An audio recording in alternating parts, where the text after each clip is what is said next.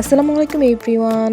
তো আজকে আমি দেখাবো কিভাবে আমি একটা কনটেস্টে অংশগ্রহণ করে পুরোপুরি একদম ফ্রিতে 4টা সুন্দর সুন্দর ইয়াম্মি চকোলেটি টাপ কেক আর একটা বড় জার কেক পেয়েছিলাম। তো আজকে সকালটা খুবই ভালো কাটে। তো কনটেস্ট থেকে যেগুলো পেয়েছিলাম সেগুলো আমি একটু ঠান্ডা হতে দিই ফ্রিজে। আমার ঠান্ডা কেক সবসময় বরাবরের মতো ভালো লাগে। তো নামানোর পর এই যে দেখেন কেক, আর একটা তো আমি অলরেডি রিক্সায় বসা অবস্থায় খেয়ে ফেলেছিলাম।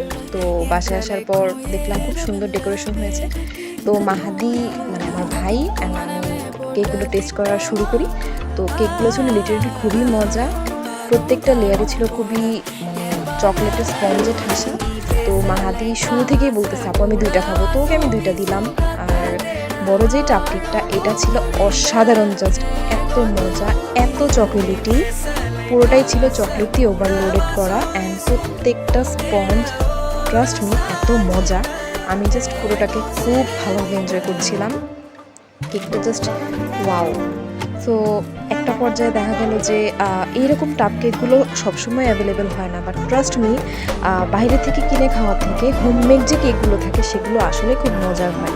তো আমি সর্বশেষ একটা কথাই বলবো, যদি হেলদি কেক খেতে চান কেক নাগেট পেজ থেকে অবশ্যই কেকটা ট্রাই করবেন। আপুর বিহেভিয়ার অনেক ভালো and overall test 10 of 10। Thank you everyone.